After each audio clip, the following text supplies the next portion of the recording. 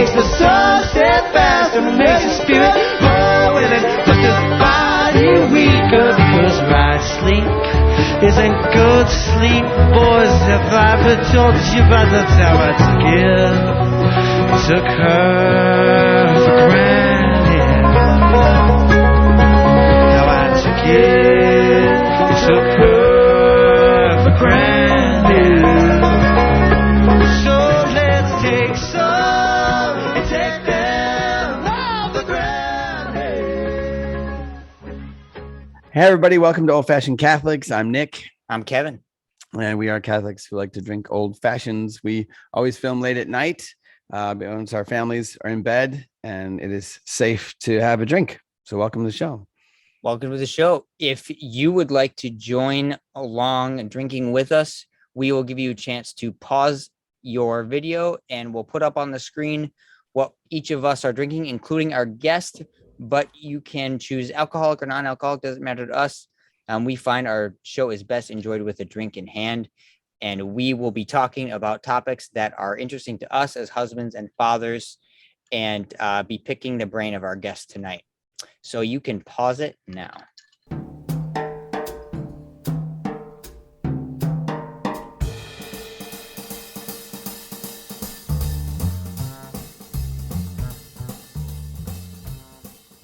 Welcome back.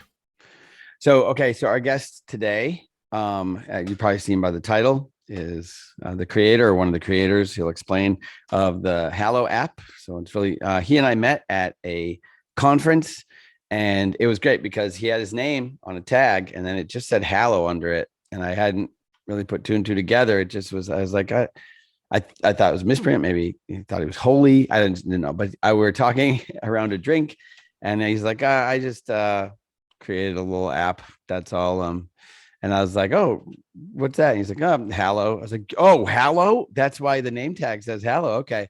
And so we got to talk a whole bunch and learned all about Alessandro and how he made the app. So we're glad to have you on tonight, Alessandro. Welcome, Alessandro. Welcome to Old Fashioned Catholics. It is a pleasure to be here, gentlemen. Pleasure.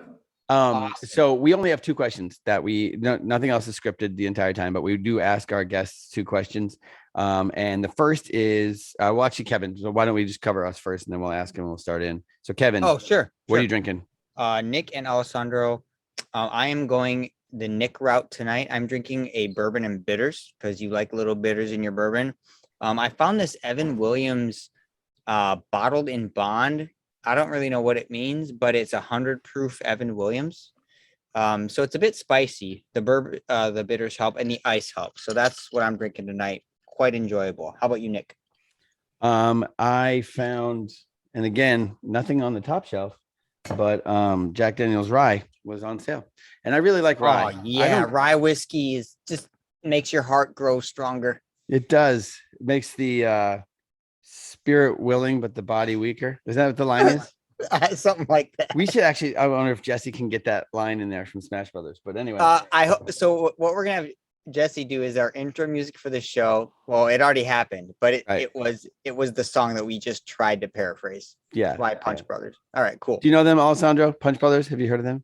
I do not. I've heard you talk about them, but I'm not familiar personally. So the lead singer of Punch Brothers used to be in the old bluegrass band Nickel Creek. The best band ever. They were amazing. Yeah. But anyway, they have a song, Rye Whiskey, and that's one of the lines. Rye whiskey makes your spirit willing, but the body weaker. It's a great song. I love it. Anyway, and then I just did bitters tonight, and it's largely because we are trying just until Thanksgiving Day to do keto, and I was looking at what's in the cherries and in the sugar cube, and I couldn't do those. So we're gonna talk about that because I don't buy that whole keto. No. It's, do you know how I know it's real? Because Jason's doing it. Oh, sure, it's real. Like, oh man, and that's a different episode. There's a lot of things that'll make you lose weight. We're gonna get there. We need to ask Alessandro about his drink. But just wait. I just want to say it's other than intermittent fasting, which Alessandro and I talked about, but like it's the greatest. You just eat meat and like fat. It's just so wonderful. Anyway, all I have is rye whiskey and bitters today. So I have 2 ounces of rye whiskey and 4 dashes of bitters. So Alessandro, what are you drinking? Amazing. When we come back to things, I'm still on the 1 meal a day. So we can Are you talk really? about it. Okay. And I've done Whole30, I've done a whole paleo, I've done a bunch of other stuff. So we can talk Okay. about that later. Let's do it. I'm usually a Scotch guy, single malt guy, but my wife and I are attempting to try and clean out our refrigerator and freezer and anticipate a bunch of family visiting and bringing us stuff. Mm-hmm. So I opened the refrigerator and see what I had, and I had this old-fashioned mix, which is supposed to be all the non-alcohol stuff. So it's got orange and cherry juice cocktail blend from concentrate something, and then I've got some Gentleman Jack that when I shop for everything, I exclusively just walk up and down the aisles and look at things on sale. Much to my wife's chagrin. So these two were like on sale next to each other, and so I'm going with the old-fashioned mix in that way. So, and I'm Italian, so I do everything by feel when it comes to recipes, and so just whatever. Yeah, I don't like have a 7-second count. Whatever was left. To feel it. Exactly. So that's what I'm rocking. Yeah. Cool. Well, thanks for being on. The only other question was not get out of the way, but it kind of launches into the episode, is just, we always ask our guests, and as honestly as you can anyway, and that you're comfortable with, just in truth, in all honesty, how was your day today? My day was reasonably stressful today. We have been super blessed at Hallow to be growing our team a lot, and so we have a lot of hiring and kind of new people training and onboarding type stuff. And so I always think things are going to go faster than they are. And there's like, oh, everybody will just get it, and then we'll just kind of be able to work a bunch. And so today was more of a training day than a get stuff done day. And my least favorite days are when the end of the day I have more to-dos than I did at the beginning, and that was one of my days today. But it's like I've been walking backwards all day. What's going on? And Kevin, I guess you would understand that in the work you're into, ending with more than you started, because you have a job. So when I want to talk about Hallow, not the whole time, because we don't always just kind of focus on what you do, more than just like you, but we want to talk about you, Alessandro. We care about you. We care about you. The essence of Alessandro. I haven't felt this love since I said my vows on the that's what we go for on this show. That's what we try to do. No, but for real. So when did Hallow begin? Or actually, when did you get the idea for Hallow? Start back there. No, better question. Where the heck did this idea come from, man? And how old were you? Yeah, so a lot of questions in there. I'll try and keep it brief. I tend to go long, but we'll cut you off. We're not ashamed. Yeah. I believe you. So the quick backstory: I grew up Harrisburg, Pennsylvania, big Italian family on my mom and dad's side. Born and raised Catholic grade school, high school, college, which will come into the Hallow story. Went to Notre Dame, which I realize is a divisive topic in many worlds, but how dare you? That's where dare you go to a school? Yeah. Didn't really know exactly what I wanted to do. Bounced around a whole bunch of different things. I was going to go law school. Thought I was going to go down the academic route. Studied a lot of like medieval poetry stuff. Brief stint in some engineering related things, but ended up falling in love with finance. Moved to New York, worked on Wall Street for a few years at a big investment bank, and was living the life. My now wife started dating in college, went long distance for 2 years. She had a fellowship after school. So she was in Indianapolis, I was in New York. And so we both wanted to get to the same place, which ended up being Chicago. I took another job and was working in another finance job in an investing role. We're investing in big companies. And I was working 7 days a week, 90, 100-hour work weeks. I was going to places for months at a time on different deals and projects, some internationally, some domestically. And despite having moved to the same place, literally in the same building, 9 floors apart in 2 different apartments, was seeing less of my now wife than girlfriend than when we were living in 2 different cities. And I was just totally overwhelmed with stress. I usually throw in a joke somewhere about the 9 floors apart being what I now realize is 1 metric unit of Holy Spirit It's like the distance of That's awesome. I was trying to think of something funny to say, but you already had it loaded, so that's good. there you go. We now moved into, when we got married, we moved into a third apartment in the same building, in between, 2/3 towards me, 1/3 towards her, like in terms of floors, which I now say was like on a weighted basis. Sure, right. She's 5'2". I'm So that's 6'. going to shift a little bit though with the one meal a day and everything. That's going to, God willing. yeah, God willing. yeah, Maybe we'll have to move Okay. down a couple floors. But anyway, so was super stressed, and that's really where the conversation started around. Like, I just need some peace in everyday life. My best friend at the time, now one of our other co-founders, had fallen away from his faith after school and got really into secular meditation with an app called Headspace. There's other apps, Yeah. Calm, 10% Happier, all these other things. And he's like, you should really try this in terms of just like lowering your blood pressure. And so I tried it. I now realize that there are some spiritual dangers of that. We could talk about it if we wanted to, but the way I describe the experience is like, breathing exercises, body scanning type stuff. When I created those 10 minutes of space in life, a lot of unexpected questions started popping up. I was still going to mass on Sundays, but was not super connected with faith on a daily basis. And I was kind of like checking the box, feeling like I believed the faith was intellectually true, but didn't feel like I was actually connected in any meaningful way on a daily basis with relationship with God.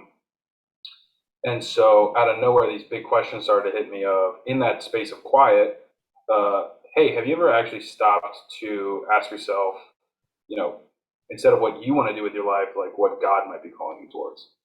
And I was very on the successful track of making a bunch of money, doing all these like very prestigious things in finance, and had never really discerned in like a small v vocational way like what the Lord might be calling me towards. And so that kind of hit me like a brick wall, and didn't really know how to answer that question, but knew that it was something that I've been avoiding, and so stopped using Headspace and was just working.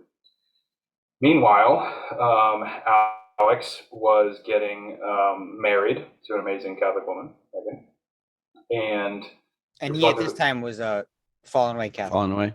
Yeah. So depending on the day of the week, would atheist or agnostic, depending on how he's feeling. And he's like, if I'm going to jump through all these hoops, I might as well try and figure out if like God is real or not. And she'd feel like, well, how do I do that? So he's like, starts watching all the YouTube videos, and in his own words, would just be convinced by whatever the last YouTube video he watched was, whether that was Father Mike, Dr. Hahn, Bishop Barron, or somebody like that, or Richard Dawkins, Sam Christopher Hitchens. Yeah, like new atheist. So he's just bouncing all over. He's like, well, this is going over my head. So like, how do I figure this out? And this idea of, so meanwhile he's using Headspace, he's doing secular meditation, and he's having this weird experience of whenever he's in the zone, kind of in the meditative zone, he never really feels alone, which was kind of a surprising kind of feeling for him. And he's like, well, thinking back, we're supposed to be able to talk to this guy, meaning God, and if I can talk to him and have a relationship with him, then he's obviously real. And if I can't, either he's not real or doesn't care about me, neither of which are great. So like, all right, God, I'm going to try and talk to you every day for 2 years. That was like his commitment to God, but I don't know how to do that. Meanwhile, we're talking to Eric, Brian, Abby, some of the other founding team members. We're all friends that went to school together on the weekends talking about life. And Alex starts asking each of us individually, like, well, how did you learn how to pray? Like, when's the last time you learned a new way of praying? How am I supposed to do this? And, we're all basically, like, I memorized some things when I was 5 to 10 years old, and I kind of go back to that in the same way. Go to mass, confession every once in a while, except he's like, there's got to be something else. So call a former rector of ours from Notre Dame and a Holy Cross priest and say, does the church have any of this meditative stuff?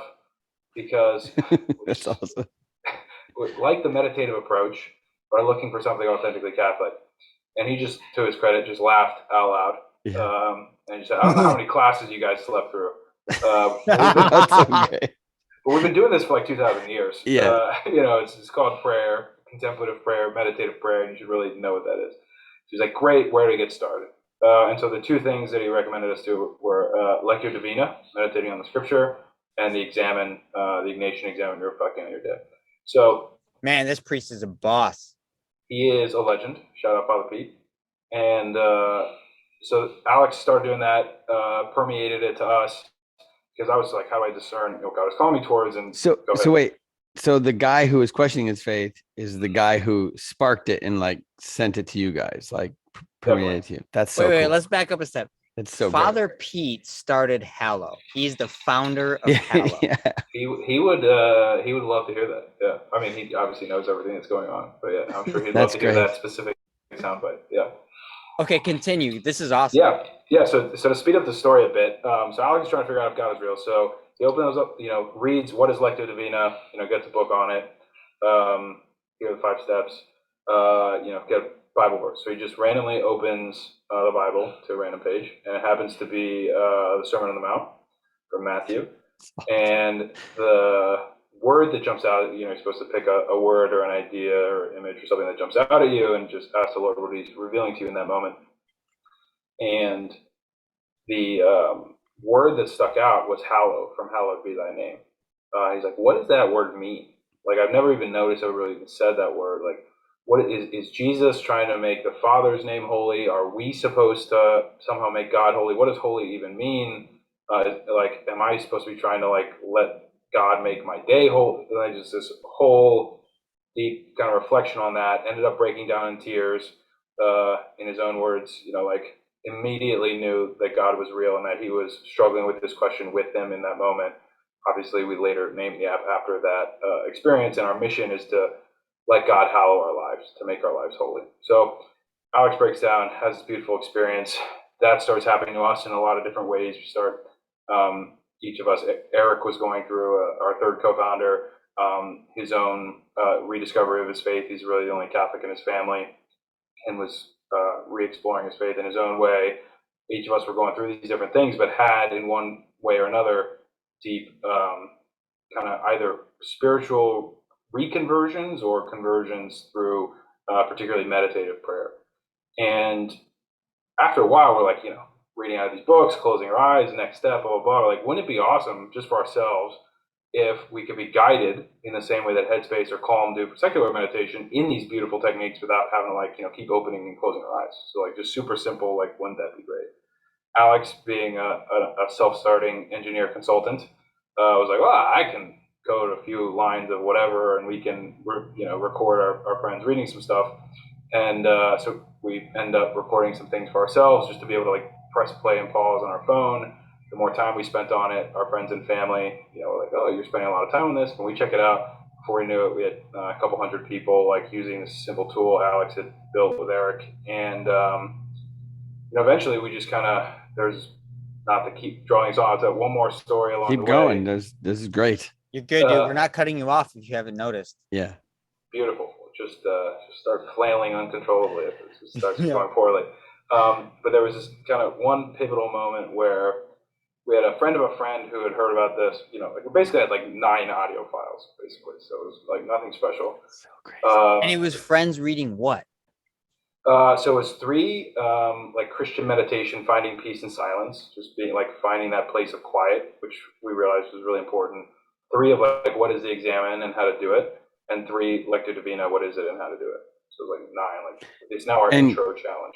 So at the time, anyway, what was your source material? Where were you getting those things? Basically books. Okay.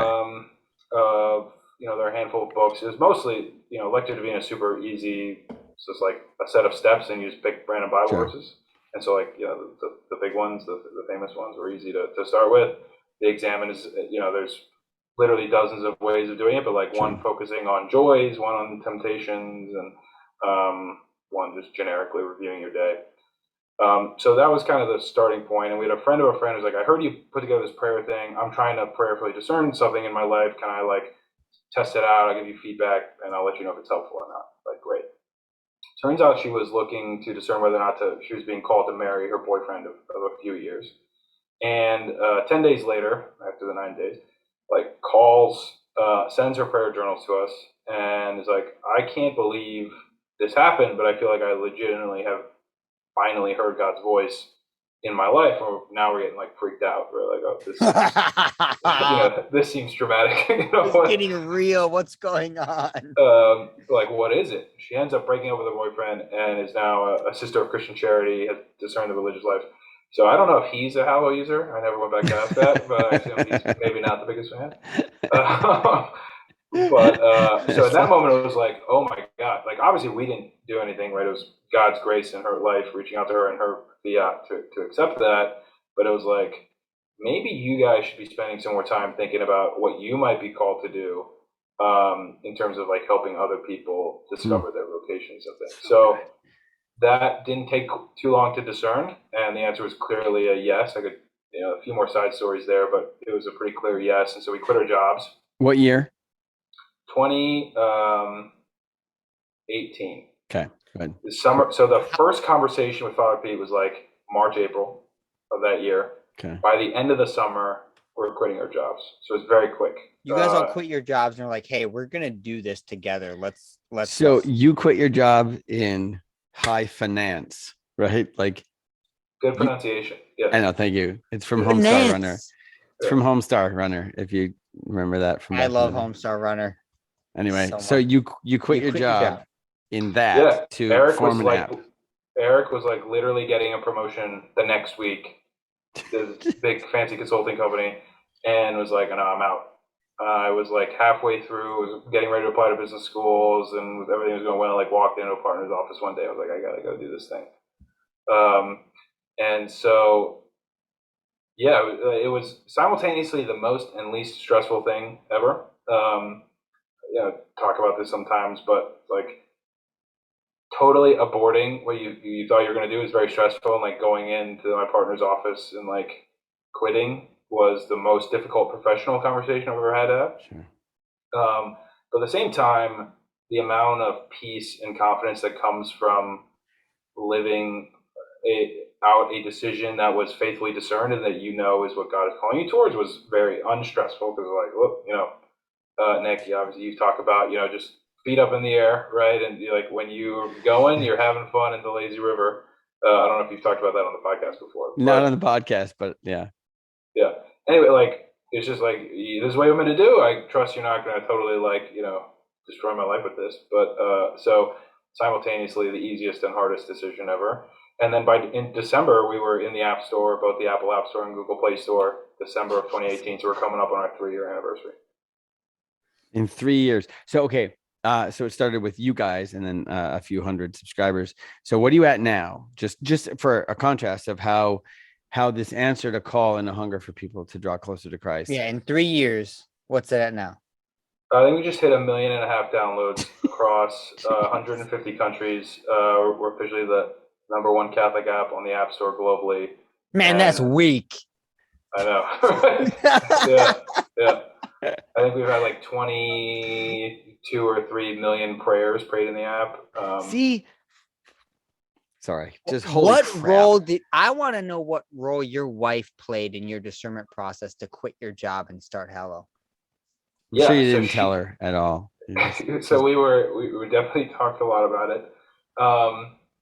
Good point of communication is key, obviously, in any relationship. We weren't engaged yet or married. Oh, you were still dating at the time. Because you're a newbie. Like, how long have you been married right now? My 1-year anniversary is in 11 days at the time of this recording. Man, you're flipping baby. Yeah. Right. I also just realized I washed the dishes before I came over here, so I didn't have my ring on. It's sure you did. Yeah. And is that the reason you're in the spare bedroom there? I'm just going to not comment on any of that. But I have, you know what? In addition, so I was legitimately washing things, and we have a little ring holder. But with this 1 meal a day, I'm like, it's like very loose now. Yeah. So I got to be careful not to lose it in the garbage disposal. So your sausage fingers are no more. It's sad. Man, that's the next thing we're going to talk about after this awesome Hallow story. So your wife, your discernment. Yeah. So she observed that I was very unhappy. And she's like, you're going to forget about dude, wasn't she unhappy too? She never saw you. Yeah. I think she's like, you're going to need to at some point. So the whole pitch was work really hard for 3 years, go to business school, and then, we'll have a normal life. Things will get better. Yeah. Yeah. So like kick the can down the road. But at the same time, we were now dating like 5 or 6 years and weren't engaged, and that was starting to be frustrating. Like, you're not taking the time to discern. I never see you, and it doesn't seem like there's forward progress. Like, what is Yeah. happening? So Was she Catholic? Was she Catholic? Yes. Okay. so at that point though, like 5 or 6 Still is. years, and you hadn't asked her to marry you yet. Had you had this conversation of like, because you made it sound like she was kind of waiting for you to still discern after 5 or 6 years? Like, where were you at, like with her being, the one or whatever that you wanted to marry her? Yeah, I was all over the place. Okay. I was. I mean, 2 years of long distance was hard in a lot of ways. I'm just gonna say 2 years long distance was bad for you as a man. I mean, in some ways, it made things less stressful in the sense that like I was working all the time, and so like 30 minutes, like calling at night between 10 and 10:30, and like talking was easier than like having to commit to spend a lot of time together. Like that might have been more stressful if we were in the same, like if she was in New York. Um, but it wasn't great for like discernment. And so I was just like kicking the like, oh, we'll figure it out when we get to Chicago. And then I got there and was working even more. And then I'm a kick the can down the road kind of guy in most things, planning everything. I'm with you, brother.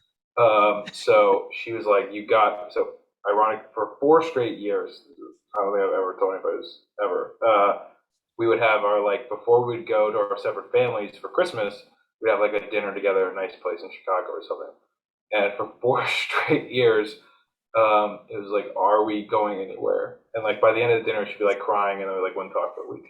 It was like, it was getting to Happy the point Christmas. of like, yeah, like what is going on? So For that was 4 years. Are we breaking up? yeah, but then it was like I gotta go to work or whatever, and then, so Did you guys ever break up at all in the process? Never, no. We had it like on and off at the very beginning of our relationship, but once we started dating, no. Jason and I, my wife and I, broke up when we were dating. We broke up that'd be our third semester dating. We broke up for a night, and she dumped me. And then she was also like, but I also need a ride to work tomorrow morning. And and so and Kevin knows her. So in the morning, I picked her up and I'm like, hey, so are we still broken up? She's like, no, it's fine. I'm like, okay. Wow. Yeah. But that was our breakup. Kevin, did you guys ever break up? Like officially? Like, yeah. did you? Well, like one time we kind of did for a few Are days. you allowed to say? I don't know if you're allowed. Like it had this huge fight, and it was like, don't call me, like kind of thing, like ended it. And we had been dating for a while and we're serious. And yeah, we think back on that occasionally, and like how rocky dating can be. And so, I mean, Alessandro, your story just like brings up old memories, and it's just like human experience, I think. Yeah. That's crazy. Our lives are messy, man. So you guys dated how long before you were engaged?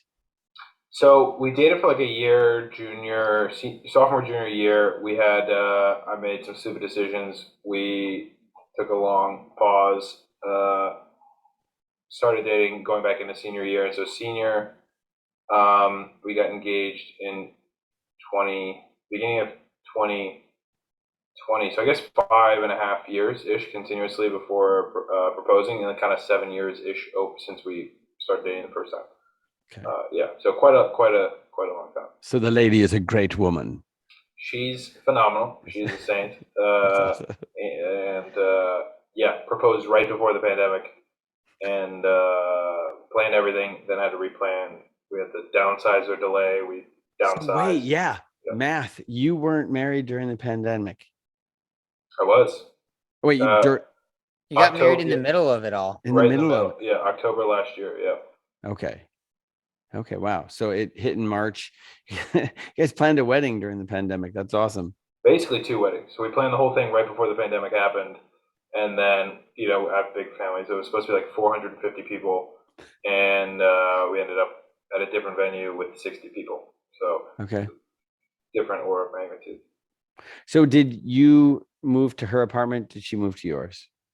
Moved to a third apartment. Third apartment. All right. Yep. Wait, I still don't feel like I got the answer of how she helped you discern to do Yeah. Hallow. Oh, yeah. Good point. Yeah. So she was like, "You're clearly not happy. I don't know what's happening with us. Like, you need to figure that out." And so I don't remember the order of operations, but it was like when I started going through the transitioning from letting Headspace go and then starting with Lectio Divina, it was pretty clear that as Alex was coding the first version, I was literally spending between like I would get off work 2 or 3 a.m. and like spend an hour or two in the middle of the night like working on random stuff for what became Hallow. Then it became pretty clear to her that it was something that I was really moving my heart. And when we're going through the final like decision making weeks of like, am I going to actually do this? Because we're like, this is going to exist. Alex, Eric, we're like, this is going to happen. We're doing it. Like, are you in or are you out? And so at the very end, she was like, you should do whatever you want to do. From my perspective, like, not a lot of downside, right? This is something you're passionate about. You can always go back to finance, and like maybe we'll have more time to talk to each other if you start praying on a daily basis. So she was maybe from a very self-interested perspective, like maybe you shouldn't work all the time and be more focused on your prayer life. So that was kind of that conversation, and then Baller. So there was a moment when Jason and I were living in China where our marriage had really tanked. We had been married 4.5 years at that point, maybe 4 years at that point, and we were in China, and like on her side, like serious clinical depression had hit, and we felt so young, we didn't know how to handle that.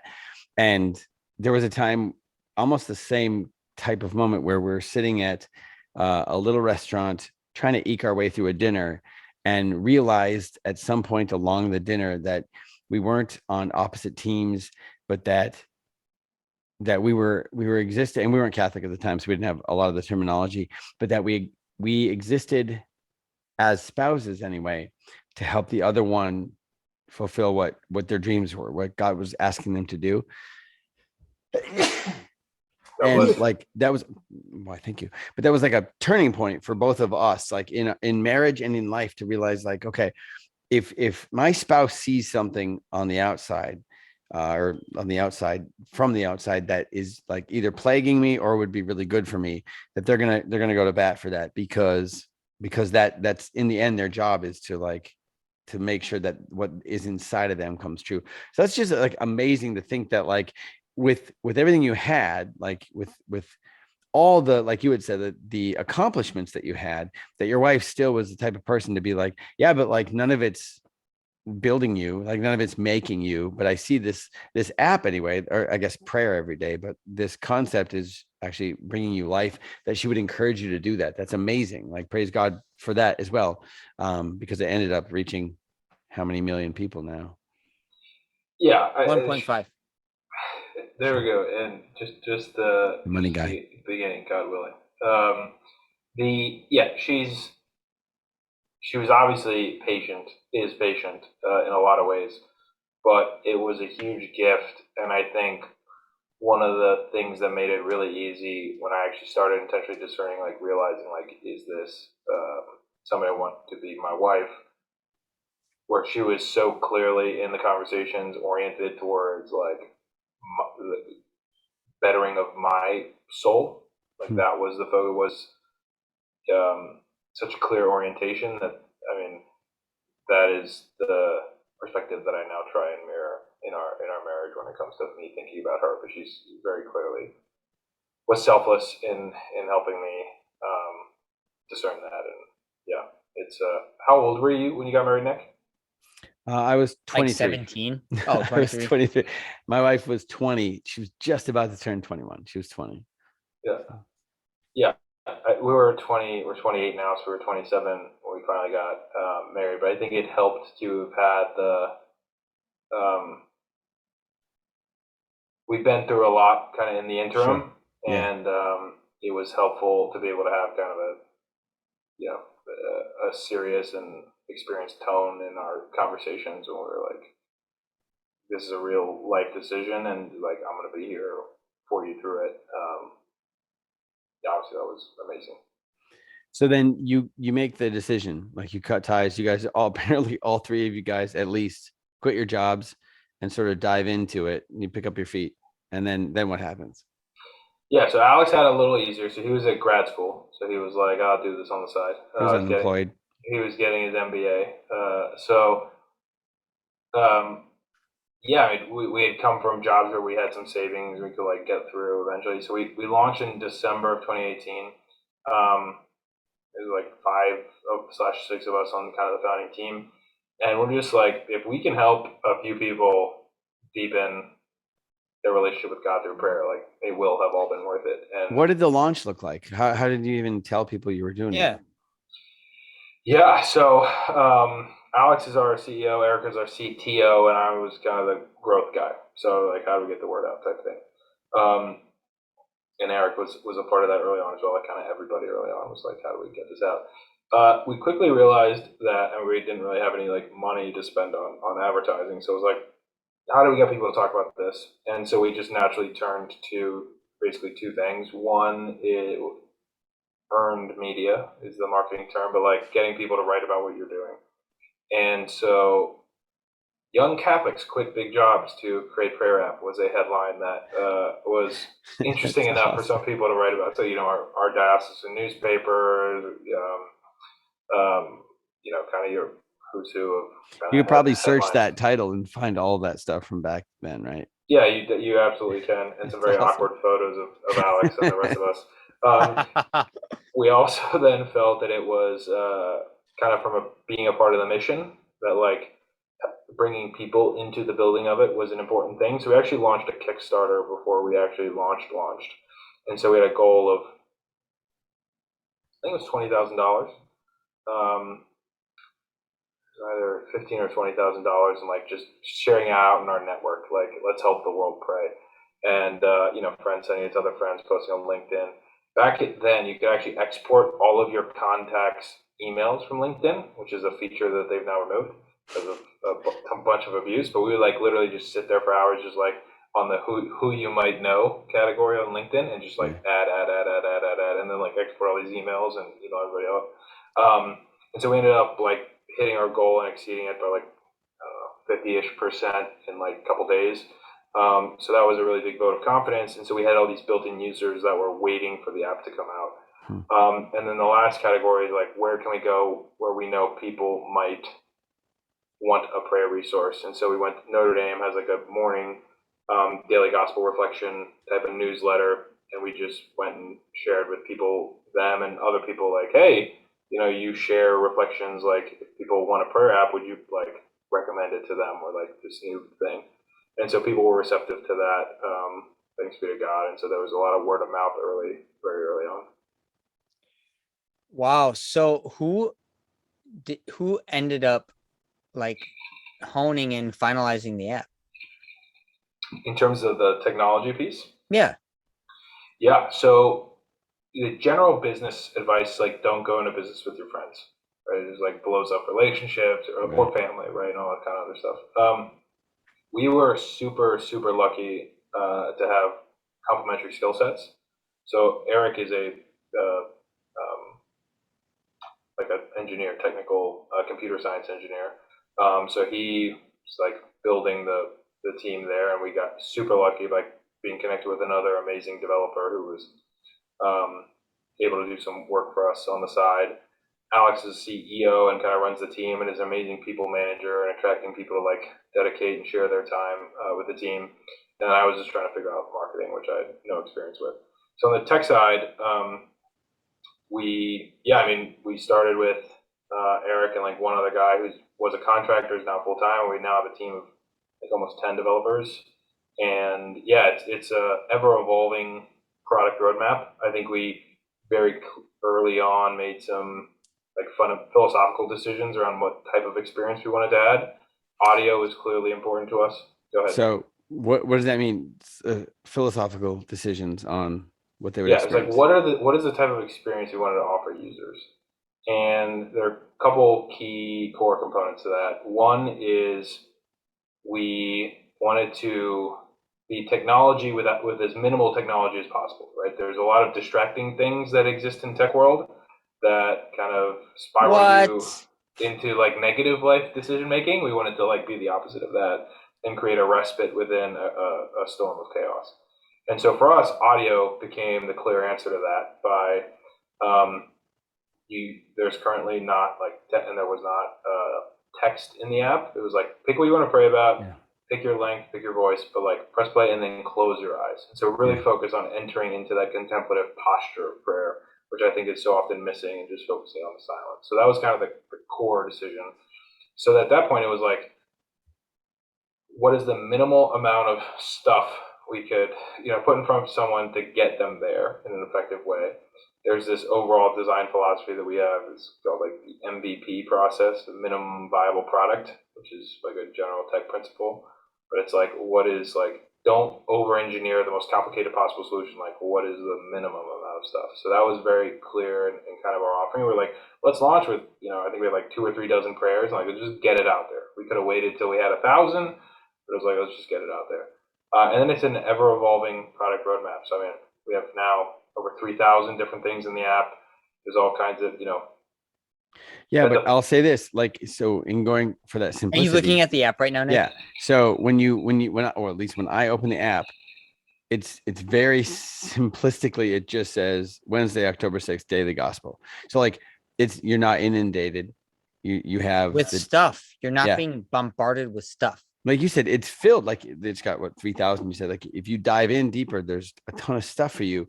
But when it comes to just, if you're just looking to pray and you open it up, it offers you something, and it's very basic. Like there's not, in a beautiful way, there's not a ton of stuff to distract you. I mean, obviously you can scroll, there's other things there, but I totally. But even in that, like even in the scrolling, I don't know if it's going too fast or whatever, but people should just download the app. But it's simplistic in the art. It's simplistic in the interface. Like like, so you achieve that. Even like, so I was laugh with Father Mike. So you have like Father Mike on here, and he's jacked in the sketch. Even he's like a wide wall of a person, but at the same time, it's not distracting at all. It's like, who it is without needing to know who it is. And every one of those. So I was to hit on that point. So there was a design, like if you go to the meditation apps, there's a spectrum of like super animated and super high def photography in terms of like the aesthetic and user interface. We intentionally landed in the middle of like, there's not abstract, like just Headspace is super like circles and triangles like and ethereal, almost like. And it's like, we do believe in a concept of beauty, right? There's a specific elements of visual things that embrace certain theological elements, but at the same time, sort of similar to the philosophy of like iconography, where it's not hyper realistic, right? You have the core elements of people. You'll notice that like our influencer or known people, right? The faces, you can tell who they are, but they lack some of the distinguishing features. Well, that's what I was going to say. So like, exactly, everybody knows immediately who that guy is. I mean, it's Bishop Aaron. You just know it. And it kind of works that way as you scroll, actually, and as you scroll upward as well. Like even that though, like in that moment in this, you have crowd favorites, which is all the different, but you have St. Michael the Archangel, Jesus, I trust in you, and Hail, Holy Queen. Like you have such basic, like fundamental aspects of entering into relationship with God through prayer, that it's so simplistic in a really good way. So I love it. So it's like, let's focus on, our identities matter, right? There's an element of subsidiarity there, but like, let's ultimately focus on what's the most important thing, which is the metaphysical truth. And so that balance of realism, and so that comes across. The beauty of the being, and this is like maybe the third and final thing I'll say about the like philosophical app things. The beauty of digital technology is that it's customizable to you as a person, and as opposed to a book, which is a book. Your home screen, Nick, is going to look different than mine, different than Kevin's, and or anyone else's. And the point, we talk a lot in the ministry world about meeting people where they are. We try and do that in 2 ways. One is like literally and physically where people spend a lot of their time, which is on smartphones and mobile devices.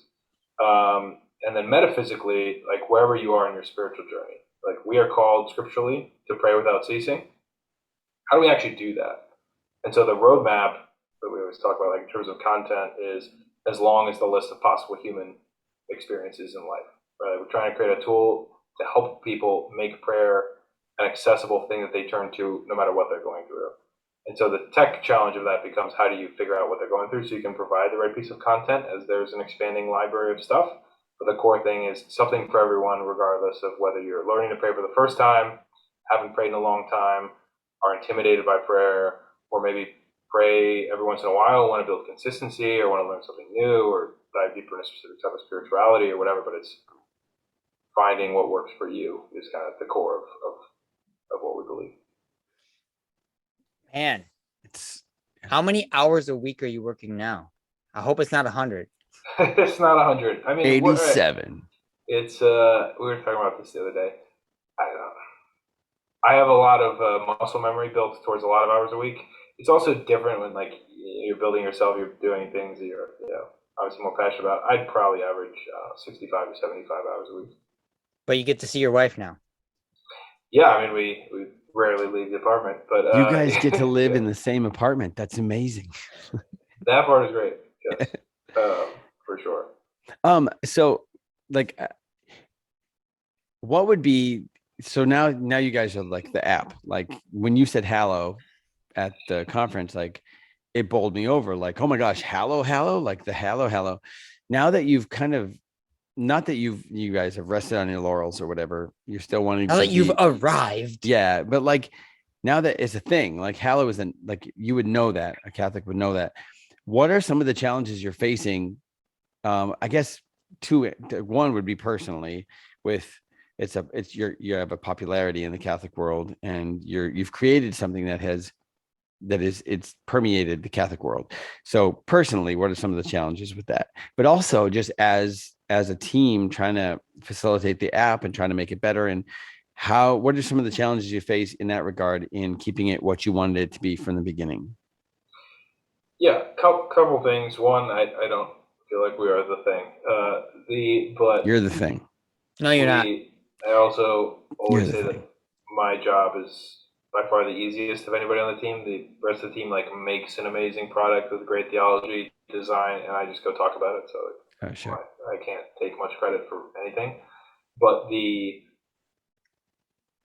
I'll do that maybe in reverse order. So from a um, professional experience, like going conventional startup wisdom is every time you double the size of a team, different things start to break.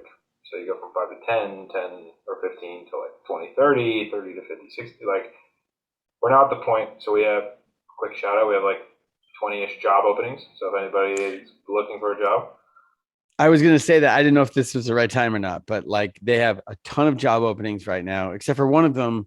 I'm gonna get it filled by the end of the night. So we're not gonna list all the jobs right now because one of them will be filled. But anyway, you have a ton of job openings, so you're growing. yeah. So we went from the founding team to like our first couple hires, which was a unique set of challenges because not everybody knew each other. So you need to try and create like a culture. And then like doubling again, like now there's layers of management. Not everybody knows each other. You can conceivably, especially since a lot of people are remote, how do you create the systems around like actual business or group of humans? That's a different set of problems, or not problems, challenges to overcome. So that's like structurally something that we're navigating now. So on the structural side, if you're comfortable saying, have there been any missteps? Like what along the way? What have been some of your like, crap, we shouldn't have done that, or haven't there been any? Um, I mean, for sure, we've made a bazillion and a half mistakes. When it comes to people, we haven't fired anyone, and no one's really quit. It's a good thing. So we've been super blessed in that way. I am now of the belief that one of the best things you can do is invest in the actual hiring process and like making sure, like so much of the problems that I think emerge later in companies, and I was in my previous life an investor, and so you're dealing with different companies and seeing different things. Like I now believe even more strongly that a lot of problems that emerge in groups of people ultimately started like having the wrong people at the table. So like really investing, like getting to know people ahead of time. Like before we do a job offer, in most cases we like have Zoom calls with like me and Sam, the person we're hiring, and their spouse. We have dinner. We talk about like, is this something you want to like commit the family to? This is a family decision. All these things. So I think it's like being genuine and mutually honest in the hiring process. I think is where a lot of it starts. But yeah, I mean, I'm sure at some point we'll have somebody leave. Well, no, that's good. You don't, I mean, it's fine. Like if there hasn't been a huge misstep, that's an amazing blessing. Like you We've guys, had a lot of technical missteps, sure. like human error, and we accidentally sent an email a couple weeks ago to all million people with some nonsensical thing that didn't make sense, and resulted in a lot of people like unsubscribing from our Really? email or whatever. Yeah, yeah. So people make mistakes, and that's fine. It's part of growing. Um, but yeah, I mean, in terms of like core people or team stuff, I mean, we've like had to grow, like work transitioning from friendships to professional relationships. There in every professional, you got to give like tough feedback to people, and people need to be guided in the right path, and those were hard. But, like Alex and another person, Brian, were like co-best men at my wedding, and similar in other things. And so, like sitting down, like you need to do a better job at this is like a tough conversation in a professional setting. But as long as everyone's oriented towards the central mission of the business and that's delivered in a charitable way, then you get through that kind of stuff. Okay. No, That makes it's sense. an interesting thing being Catholics and starting a business that has a Catholic focus. And I realize, you're the guy in charge of, spreading the word about what you all are doing. And so it's almost impossible to not give a sales pitch, but like in as much as you can, like, not giving the sales pitch, what do you hope for people like within the next 5 years that use your app? Like, what do you actually want to happen, you and your team? Yeah, I mean, I can at least speak, I hope, for the majority of people. I mean, the only reason that I'm doing this and that the team is doing this is because we have experienced in our lives the graces that come from living a daily life that is centered on discerning God's will. And our goal is to help as many people develop that routine so as to receive those graces as possible, right? And that's it. It's like one person at a time. The vision, how that manifests, is like more types of prayer to reach more people. There are a lot of Catholics that don't speak English, so adding Spanish, Portuguese, Italian, French, Polish, like other languages, we'll do that. So do you have all those languages yet? We're launching, so some Spanish language content will be fully bilingual by the end of the year in Spanish, and then kind of the rest of those languages next year at some point, hopefully. Great. God willing. The solution is Latin. We're launching some Latin content in the next month. So yeah, buddy. Yeah. Okay, let's go. This is a tangent, but like when we were talking at the conference, one of the things that came up, because years ago, way back when we became Catholic, I memorized Sunday night prayer because the priest told me there's night prayer for every night of the week, but you can do Sunday night prayer on any given night. So those tuning in, there's a night prayer for all 7 days, but you can also you can do Sunday night prayer every night. So I memorized Sunday night prayer and the joke was like, because if we're ever in some prison someday, like overseas as missionaries, and I don't have a breviary, I at least have the one that I can do every night. I have it memorized. So I was talking to you about like, okay, so do you have a night prayer part of the app where I can take my kids every night and just push play and we can just sit and do that? And so hell yeah. So I don't know if you're able to talk about, you mentioned that there's some discrepancy on who owns the Liturgy of the Hours. Are you able, can you talk about that? Yeah, broad strokes. Liturgy Hours. How the heck can anybody own it? Yeah, so I can go on a long spiel about Bible translations as well, but do you guys use the Nabre then? The NABRE? Yeah. Okay. So if you go to Hallow, all the scripture you hear will be what you would hear in Catholic Mass on Sundays in the United States, and we licensed directly with the USCCB and do all kinds of stuff there. Liturgy Hours is and I'm not an expert on this, but is a very interesting set of things that include psalms, songs, written prayers, and other things. It is a conglomeration of things that are owned by different people. One creates ownership by translating something into English, and then there's a term for which that is owned by you. And part of it is being rewritten. So morning prayer is being rewritten right now, and there's going to be a new morning prayer issued sometime in the next 2-ish years. And what Nick wants me to say is, as we're navigating the process of figuring out, like, who do we go to talk to about, so night prayer is easy because it's 7 days and straightforward and whatever. Morning prayer is super complex, and then the others are in between.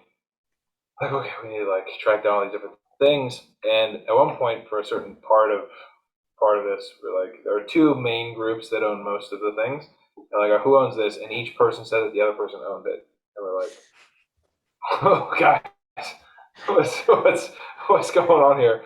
So we're navigating that. But so we currently have night prayer all 7 days, and we'll eventually have, God willing, all the Liturgy Hours. But you run into weird licensing things when it comes to church world. So how do you decide who gets to be the voices? Like, what's your process? It's a super interesting question that has a somewhat anticlimactic answer. That's fine. Abby and Francis are our core male and female voice. They are part of the founding team and happen to both have theology backgrounds. And so we tested like 30, 40 of our friends' voices at the beginning, just sent random audio files to people, like, which one do you like better? They were clear winners. And they happen to both be theology backgrounds. So Francis was a seminarian for 5 years. Abby's a degree in theology. And so it was like, oh my gosh, 2 birds, 1 stone, or 4 birds, 2 stones, something, whatever. They're writing the content and recording it, and I think that the passion that comes through of having written something is also powerful. That being said, the number one way to get someone to not use an audio tool is if they don't like the voice. And so we're adding voices. I can't make this announcement publicly, but there are 2 new voices being added to the app in the next couple weeks. So stay tuned. And one of them you'll be very familiar with. So I'll just drop it. It's Bill Murray and Susan Sarandon. They're both the I was gonna say Bill Barr, but okay. Dang it. Bill Burr, I mean. Or Bill Burr. Bill Barr. Nailed it for sure. All of those. But yeah, but again, so you're adding 2 new voices because it gets people to listen, but how do you vet the voices? Yeah, so there's 2 categories of humans. There are people with public personas, and there are people without public personas. For people without public personas, it is primarily an acoustic quality. Yeah, just acoustic. Yep. Yeah, there are trained voice actors. There is a massive amount. So there's labor that when you record something, as you guys there's like an audio editing process to take out a bunch of stuff to make it sound like the professional things you do. Yeah, that takes a lot of work.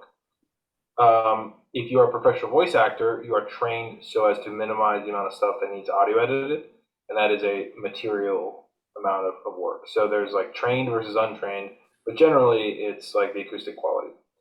And everybody has a different perspective, but you can get to like a certain threshold of enough people like you to make it worth it as an incremental option. People with public personas are a little trickier, but you want to generally create an environment where people are able to focus on the content of the experience more than the persona.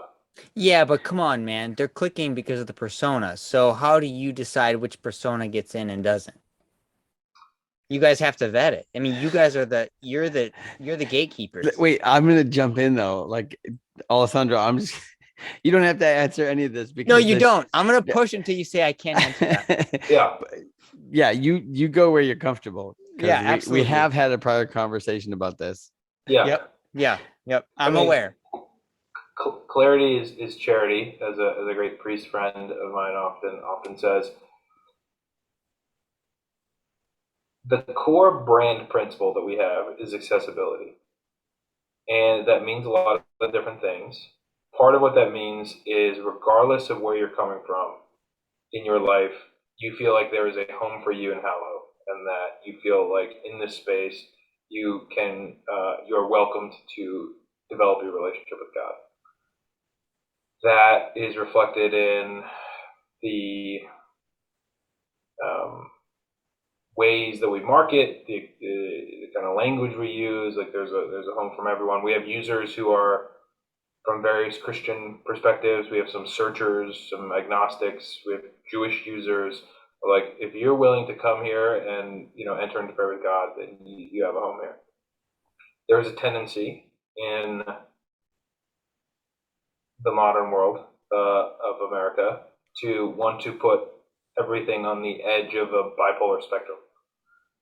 We want to avoid that so as to be a home for as many people, and to avoid we want to focus on what we most have in common, right? Which I think we can all agree, from like a Christian perspective, that we're all called to prayer and that God wants to get to know all of us. There are those in the world that focus on capital C catechesis and formational content, and that's all very important. We try and focus on what comes first, which is a foundation of personal relationship with God. And so things or framing that gets in the way of that is counterproductive to our mission.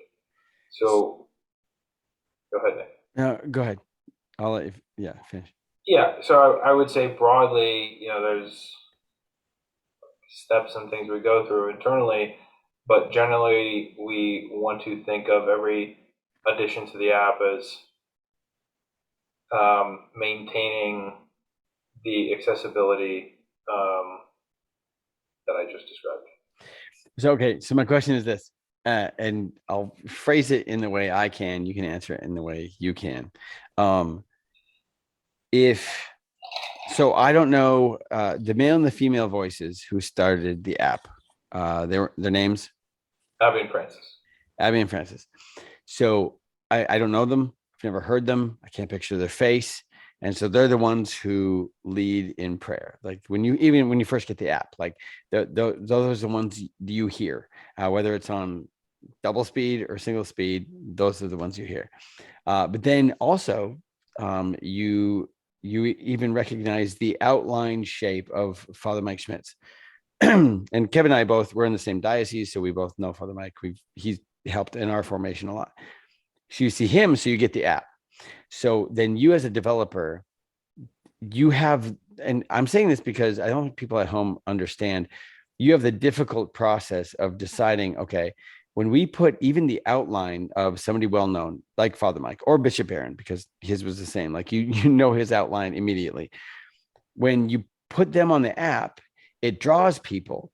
Now, do you guys have a way to see, not that you can quantify somebody's spiritual life, but does that help you in your decision-making process of whose voice are we going to have on here? Well, we noticed that when this person is on there, holy cow, a ton of people start praying more. And for your point of view, that's all you can know. You can't know, like, are they moved towards sainthood, or do they, like, you can't know their heart, but you can know that, holy cow, when we added this person, praying, like legit prayer went up by this amount. Or is that not something you can diagnose from your place where you are on the team? Yeah, so couple things. I think it's impossible to know a priori like how well a piece of content is going to do. We can have hypotheses around whatever, but at some point you just got to be like, we think this is going to be good content or popular content. Definitely learned that we're not always perfect at predicting, like, this is going to be a big thing, this is going to be a small thing. We've gotten it wrong in both directions before and whatever. And it's really adding more tools to the toolkit in terms of prayer when we add new content. There is a trade-off between reach and brand impact. So there are people in the world who obviously have massive followings, who maybe like pick like a Sam Harris actually believes that there is not a God and thinks that you should be at peace with that. But like, so He's a really cool dude, but yeah, he doesn't believe. but yeah, and he has a lot of followers. Would it make sense to have some random piece of content on, I don't know, like learning physics or medicine? Like, there would just be a little incongruity there. So you want to create an environment where there's a consistency of personas in the app. Well, especially if your ethic is to have people praying, that just, that doesn't fit. Right. So exactly. So there's clearly a trade-off between like number of followers or audience size with like what people believe. Our job is not to judge whether like how great someone's beliefs are, but are to create a place where we can reach as many people while creating a home for all the people that we have that is an accessible approach to prayer. And that generally means trying to stay away from things that can be easily interpreted as polarizing. That's a good way of putting it. I mean, to me, it seems like you guys could make a rule. I mean, take this or leave this because it's just off the top of my head. But it seems like as a team, you could say, all right, as a rule, if a well-known or celebrity type Catholic or Christian contacts us to ask to be on our app, no matter who they are, the answer is automatically no. We need to be the ones to reach out to the people we want on our app. What are your thoughts off the top of your head? Off the top of my head, I'm gonna transitioning from old fashioned to the straight Jack Daniels this way. So we're Let's go. pouring a second glass here. There he's going for the rye.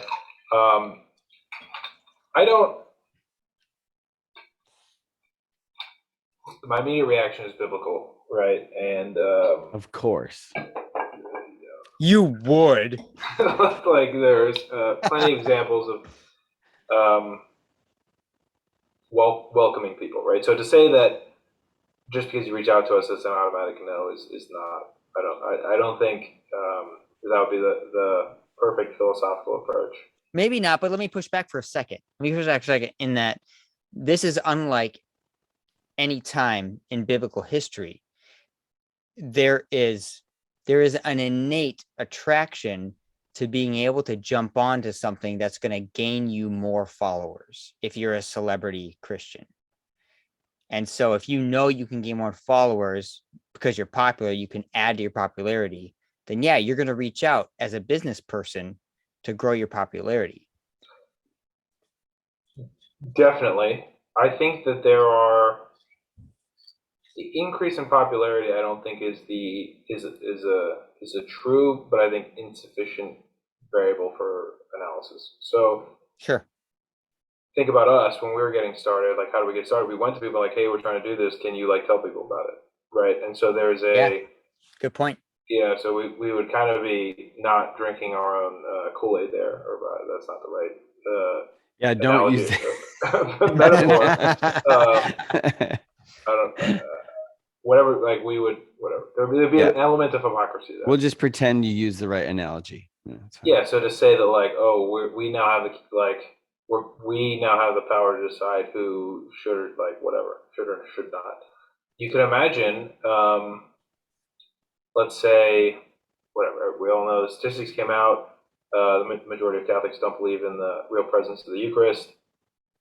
Let's say, and he hasn't, and hope he does, but Archbishop Gomez comes to us and says, hey, can you put on some content on the real presence of the Eucharist? That's something we want to focus on. As all of the bishops in the United States. I don't know that I want to say, oh, you reach out to us, that's right. You are now dinged out of the process. I think we want to be I think the metric of evaluation is this content additive to what we already have? B, needed in the context of Hallow? And does it fit into the types of experiences that we curate? Like, are we going to do something like totally off the wall? Like, I don't think we're going to start live streaming masses in the app. Like, Sure. Mass is amazing. Obviously, there are people that are physically separated; they can't go. Live streaming a mass can be a great choice. Does it fit into the prayer app of Hallow? I don't. Maybe not. At least as it currently stands. So, I think there's a. I'll be right back. I'm still here. Yeah, go for it. A little bit more nuanced approach to the question. Do you guys have, or is it ever evolving? Do you have a standard of like, because I'm sure you get approached by people all the time of like, hey, I'd love to read anything you'll let me read for your app. Do you guys as a team have a standard then, or are you guys working on that? Yeah, so I think there's. You don't have to tell us what the standard is, but have you guys come to a home base? We have to talk about it all the time, right? Okay. Things we care about. Go ahead. Well, just because I could see, again, like Kevin and I, we joke, like we have 200 people will watch this episode. Like we don't have to weigh anything.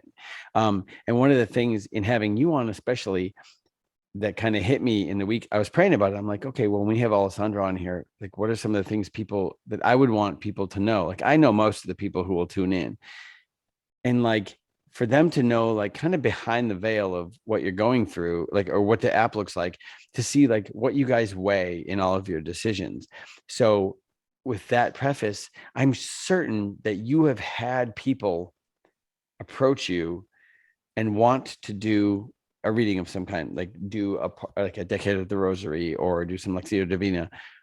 And if you were to like step back and look at the gambit of people who have approached you guys, I'm sure you have people like on the far end of both spectrums, wanting to be involved in the app. And you can't just assume that it's nefarious and that it's like that they just want the clicks or the likes, but you have genuine people, but they're on like far opposites. And I'm going to use examples just because those are the ones that pop into my head. Say you have like a Father James Martin, and you have a Taylor Marshall, and that's, again, like I'm just using those as like, those are about as extreme as you can get. I'm sure somewhere in that spectrum, you have had people approach you from all ends and say, hey, we would really love to, or like their people have approached you and said, like, we would really love to just pray a little bit on your awesome app. When that happens, like, what do you do? Like, none of us listening and viewing, Kevin and I, we will never face these decisions. And then, so as your team, having this amazing gift to people and having brought so many people to prayer, what do you do when that happens? When you like, well, if we get this guy, I know for a fact that these people, they're just going to delete the app. But if we get these people, they're not going to have the app. And if we get them both, they cancel each other out. Like, what do you do with that? How do you balance that? Yeah, it's a couple things. Never say never. For as Catholics, we are people of hope. So you may very well one day making these types of decisions. Sure.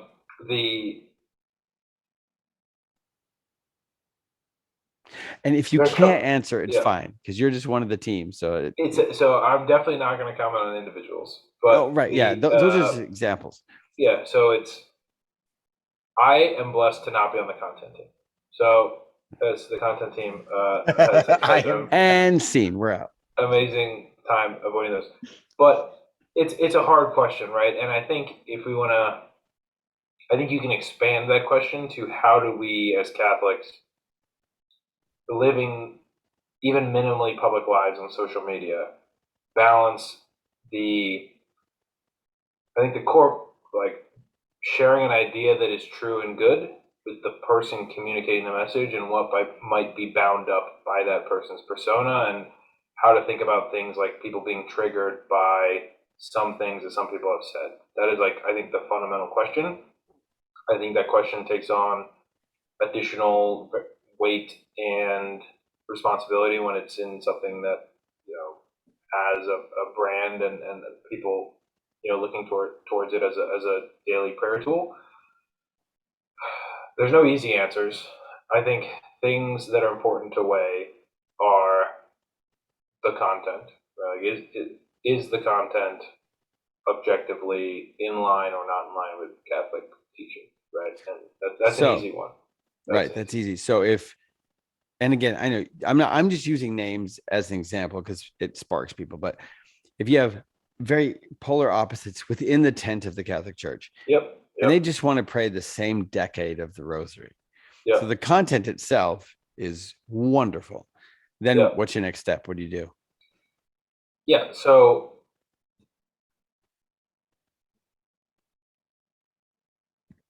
like three simultaneous thoughts in my head. So one is, I think it's most often not productive to think about the world as a linear spectrum of opposing forces.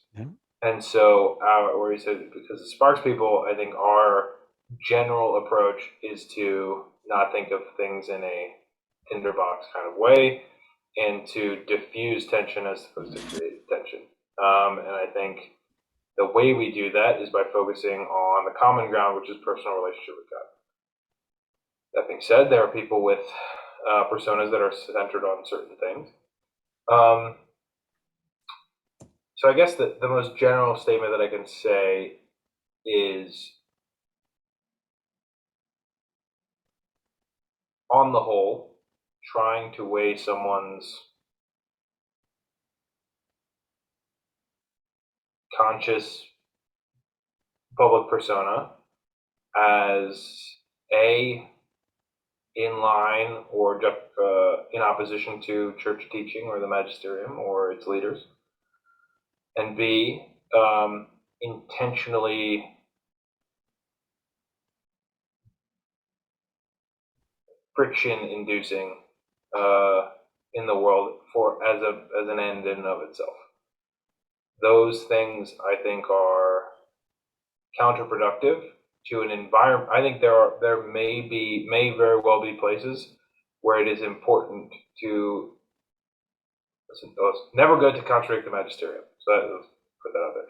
But in terms of like divisiveness, friction-filled persona, there are places for which that is more appropriate than others. In the context of an intellectual debate on a stage, that obviously makes more sense than in the context of a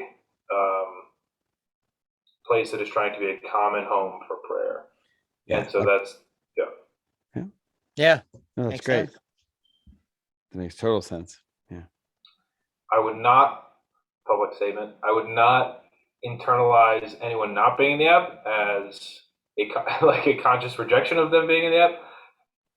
I think we're still very small, and most people. You're so young. You're so young. A lot of people aren't in the app. Don't make Nick's not in the app. Kevin's not in the app. I've been waiting for Kevin's voice. He's not in the app. Yeah, but I think like the key I wouldn't lose there is like more is not always better, right? I think there's a concept in psychology called the paradox of choice. Like you walk into the cereal aisle at the grocery store and you're like, it's rough. How can I possibly evaluate all these options? Like at the core is like, is this additive to the experience of the app given everything that's inside of it currently? Well, and it's so cool to even hear you say that. Like for people at home listening, like so Bernie, what's his last name? Bernie Schwartz. There's a TED talk on the paradox of choice, and he talks about like ketchups and how like ketchup has just been ketchup because it's a thing, but you go to buy a pair of jeans and it's like endless, and you can be paralyzed by that idea. And the fact that you guys have taken that into account, there's a certain aspect, and I love Father Mike and I love Bishop Barron, but there's a certain aspect of which to log into an app and it's just it's just those two voices, and maybe they aren't Father Mike and maybe they aren't Bishop Barron, but they're just the two voices that take us through Hallow. There's some beauty in that of for the listener, especially of just it's like watching a movie that's super well done with amazing acting, but you don't know the actor, you don't know who they are. They just did a stinking amazing job at something. It's like a lot of the famous actors when they first started, like Edward Norton when he The first first started. time I watched Hunger Games, man. That's amazing. We'll just cut that out. Yeah. No, We'll put Citizen Kane over what you said. yeah, like I totally agree with that. Like, and to just for people that haven't seen the app, Bishop Aaron Palomar are like 2-3% of what's in the app, right? Like, Yeah. we actually think there's a massive power, and we know this for a fact of talking to people, but the fact that you don't know Francis and Abby are, Yeah. It's like reading a book and imagining it in your mind's eye versus watching the movie, right? Yeah. Like, they become your personal prayer companion in a way that doesn't have the baggage of an individual, that it has other things that exist in reality. And so, like, watching Game of Thrones, not that I'm recommending Game of Thrones, but like mostly unknown actors, and then like in one of the episodes, like Ed Sheeran does a cameo. And Yeah, it was horrible. it's a jarring experience because you get taken out of the experience of, especially when he sings, because you're like, oh, okay. yeah. Especially when he has his guitar. Yeah, I do love some of his stuff, but in that context, right, Yeah. it's jarring. And so my wife hates, because she hears this all the time, but like, all communication is contextual. It's not just the context or the content of what you're saying, but how you're saying it and where you're saying it matters in terms of the transfer of information. And I think there's a personal prayer app that is meant to build your daily routine, has a unique context, which has unique parameters that I think make it successful or not. Yeah. So, well, Kevin, do you have? Okay. Nope. So first of all, like, on behalf of myself, my wife, and then everybody listening who uses the Hallow app, thank you for making the Hallow app, or for being a part of it. Obviously, you're not the brainchild, but like, thanks for being a part of it and putting it out there. But then I guess on the personal level, then, what are some of the things along the way besides the Hallow app that have formed you, that have like put you where you're at now in the place that you're at with Christ? Yeah, so I'm going to say one last thing about Hallow before we move on from that. No, you're not allowed to. So. The app is somebody kicked me out of the Zoom. The app is the app's free to download. There's permanently free content, so if anyone wants to check it out, like, you can do that. You don't have to pay anything. There's an optional upgraded premium subscription, which gets you some additional stuff. We don't sell any ads, and we don't sell any user data, so it's all user supported. So that would, just kind of supporting the mission type thing. But maybe in the show notes we can create a promo code to give people some like permanently, or like, yeah. We don't know how that works, so any link that Alessandro sends us, we will put down in the comments. Okay, perfect. Yeah, but anyway, yes, we'd love to support. But anyway, there's a permanently free option. Okay. Personally, I took Aquinas as my confirmation saint. I always believed very passionately that the faith was true, but I never felt personally connected to prayer. And I think that, like, in retrospectively, is what allowed me to create a more bifurcated view of my life, of me doing the professional stuff and the, like, okay, and then I go to Mass on Sundays and volunteer, do some stuff, but like thinking of that separately as an intellectual concept.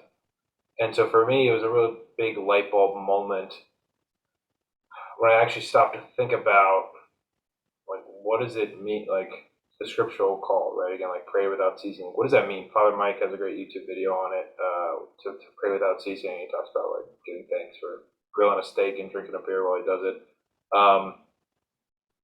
But it's like, how do you actually wake up in the morning, like, all right, God, like, what do you want me to do today? While also having, like, a job and a family and everything. And for me, Lectio Divina was, like, really, in a crazy way, foundational to, like, what was going through. So, and realizing that like God actually does care about everything that I'm going through. And so some like examples of that are like we're trying to figure out what like lease to sign. And like I'm really like I'm really torn. Can't make it. You've already heard I procrastinate a lot. But like at some point you have to make a decision. Like I don't know what to do.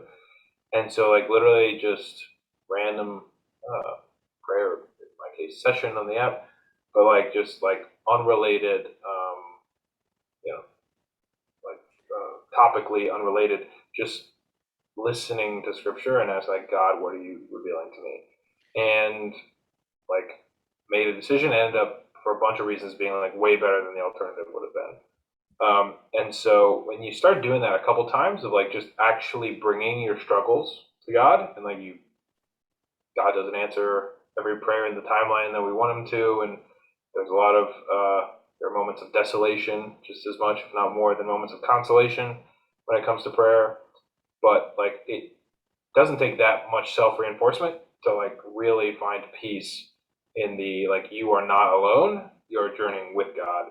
And for me, that kind of meditative, searching, questing type of prayer collector to me was pretty eye opening. Well, and especially for the viewer to realize that, like, so especially if you use the Hallow app, to know that like the people who create it, they're at home going, God, what lease do we sign? Like, what do we do in this like day-to-day situation that nobody is different? There's nothing new under the sun. It's really amazing for people to know that like the term is so popular right now, influencers, like you're a Catholic influencer or whatever.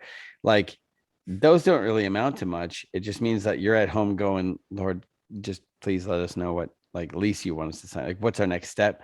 Like that's really refreshing, I guess, for people to know. Yeah, I'm definitely not a Catholic influencer, but the like I have one of the people on our team I actually went to high school with, or friends way back in the day, and then reconnected.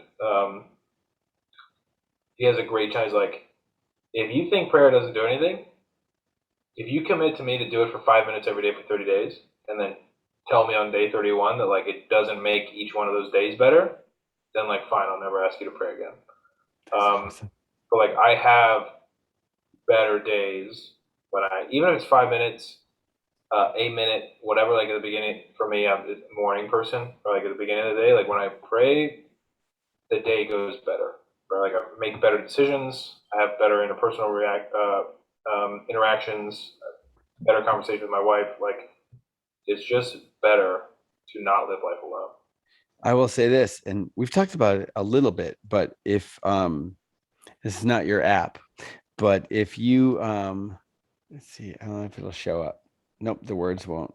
SQPN. There you go. SQPN. PlayStation Portable. Portable. Yeah. So the guy who reads it, I don't know if he's a deacon or a priest. I call him Father Smacky Smack because he sounds like he's got peanut butter in his mouth every he reads the entire liturgy of the hours, like every day, all of the parts.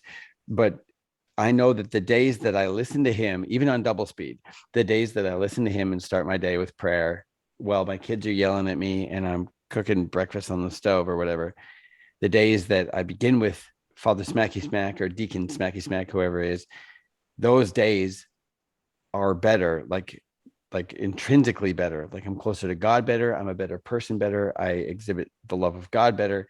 And like we talked about when we first met, like the idea of Hallow being that, like taking you through whether it's the rosary or the liturgy of the hours or any of those things, taking you through those so that you are closer to Christ and therefore your day is the better day that it's supposed to be.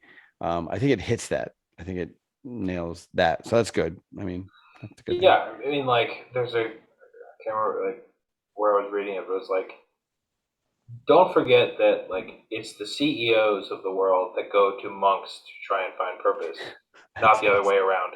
Right? Like you never see a monk going to CEO to figure like. Ironically, it's the moments when you feel like you have the least amount of time for prayer, or you have too much going on, when you need it the most.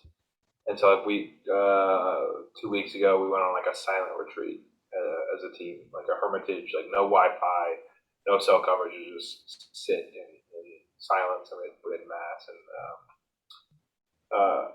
things like that. But it was just like, you can't lose sight of that, because if, like, one of my favorite scripture passages, 1 Kings chapter 19, is like Isaiah gets called up to the mountain to talk to God. He goes up the mountain and he's sitting, waiting there, and a big earthquake outside. He runs aside. Oh, that must be God. Really powerful earthquake. It's not God. Goes back inside. Big fire goes outside. He runs back out. It's not God. He sits there, and then a quiet, depending on your translation, whispering wind or breezy silence comes by, and it's in the whispering wind that he hears God's voice. And it's like, if you need to create the space for it in order to have a relationship.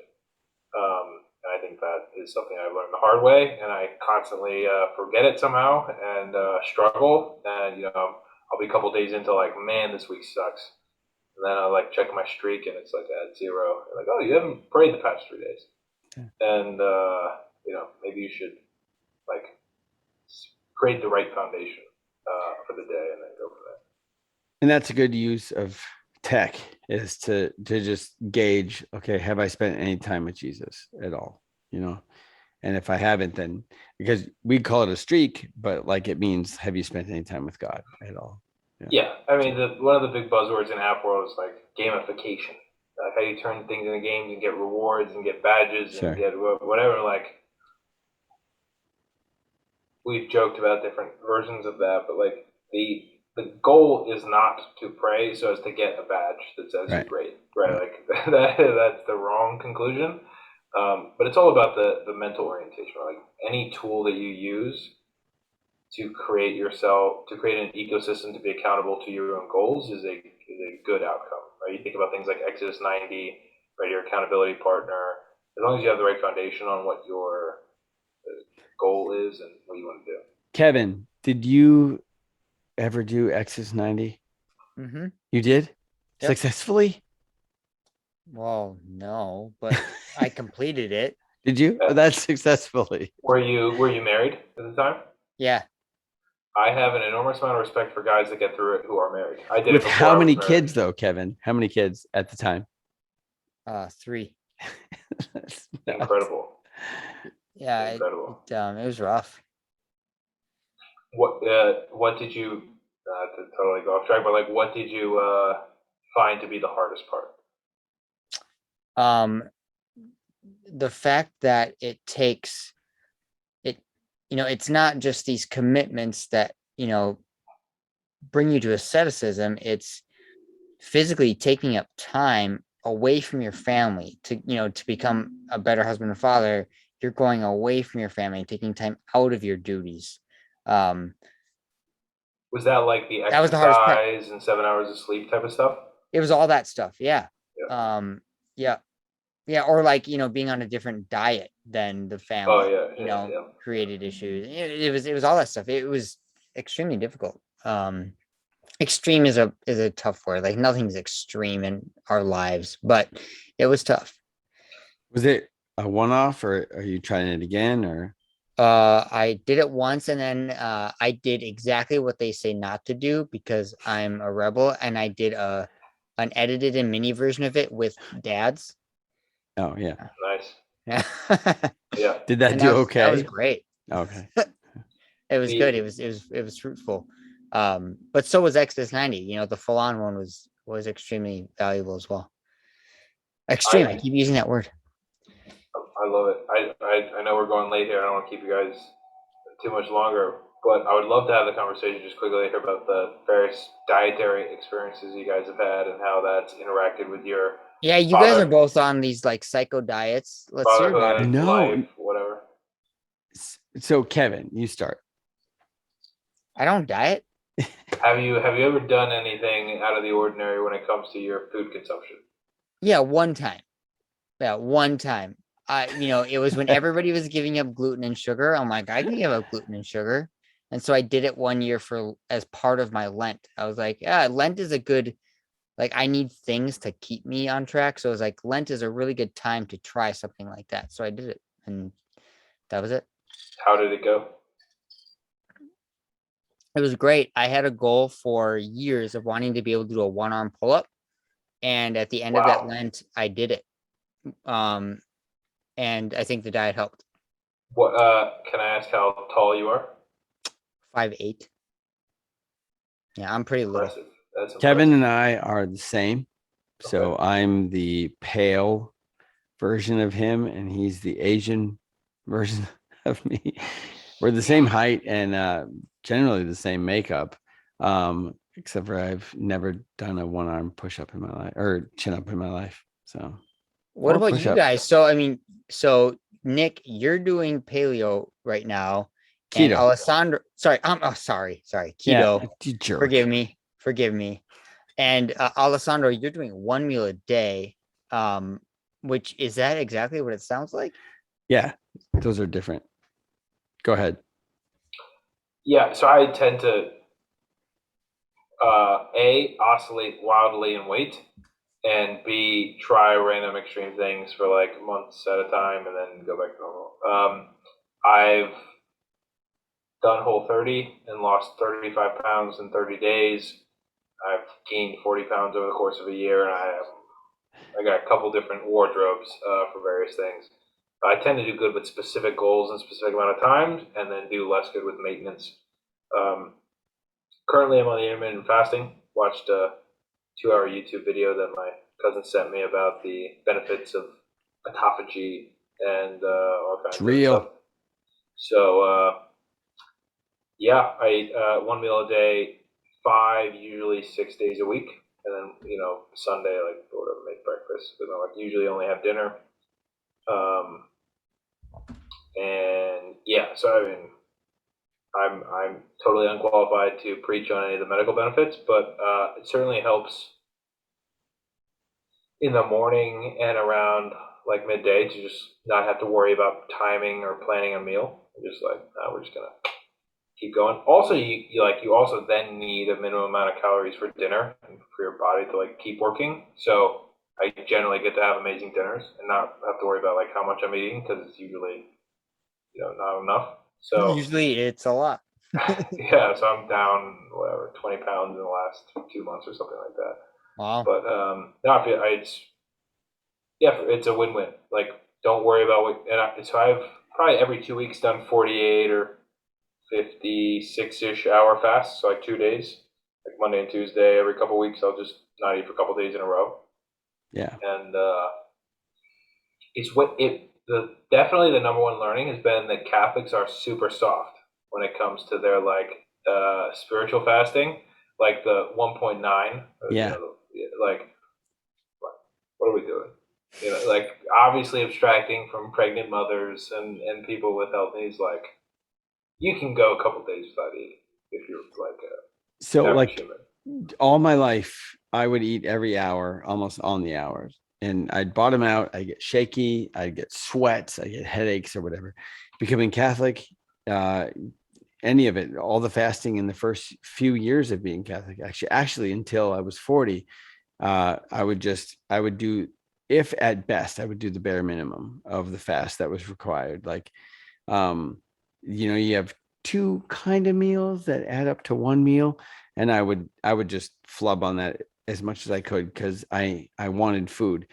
And then when I hit 40, I tried intermittent fasting, and I just tried the 16/8. So like you go 16 hours without food, then you have an 8-hour window, and it worked really, really well. And I lost like 18 pounds.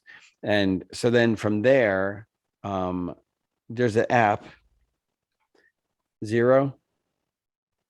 It's very simple. It's a fasting app, and it just kind of tells you, okay, you just have to wait till this moment that you can eat.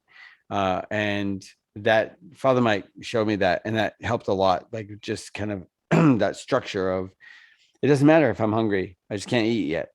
And there's a certain validity spiritually to that I never knew as a Protestant, and as a human, I never knew the idea of fasting, of just being able to say no. Yep, I recognize you're super hungry and it hurts and you're distracted by it. And all of those, you can just say no to them and you can just wait. And so for me, it ended up translating into the spiritual world a lot, that I didn't realize how strong the power of just saying no to your flesh could be. I didn't know that till becoming Catholic and having the sacraments and then having intermittent fasting. So nowadays I'm going with my wife right now because she's trying keto and it's fun and we're doing 16/8, but generally I like a 40-hour fast a week is best for me. And you had said you're doing OMAD, is that right? Yeah. What's that? What does that mean? 1 meal a day. So I generally OMAD. So generally just that dinner, usually dinner with the wife. I definitely have felt that the combat. I don't know how much you guys be in tune with somebody like a Jocko Willink type character. Yeah. Discipline equals free. Like the compounding effects, like virtue is the habit of pursuing the good, right? Like when you make the small decisions every day, like I'm not going to eat this during this period. I'm not going to, like, you build that muscle of will, I found, and that it helps across things like prayer, right? And make like consistency, chastity, other things, or it's a productivity at work, not getting distracted, wasting less time on social media. Like I have definitely found that it compounds.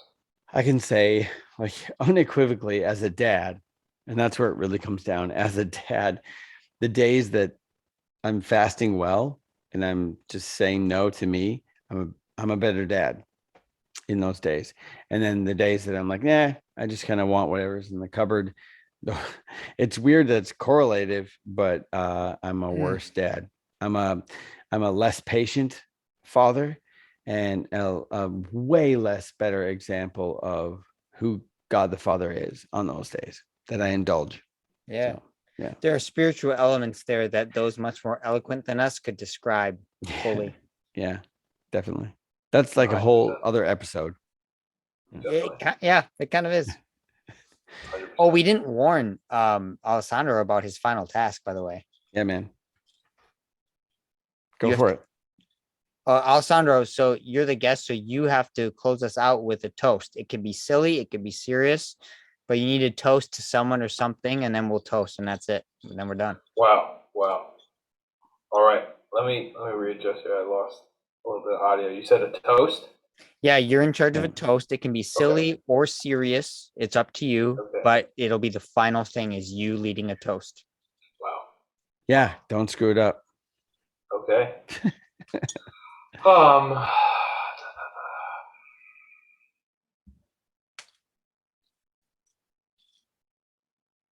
All right. This isn't like something where I gotta like down the rest of the glass, is it? No, you just take a sip. If you Okay. want to take a sip, you take a sip. Okay, perfect. I will be Amazing. downing my ice water though. Okay. Let's go. All right. To brotherhood, and that men be able to find community where they can share their hearts and find community amongst others searching for the good in their lives. Cheers. Cheers.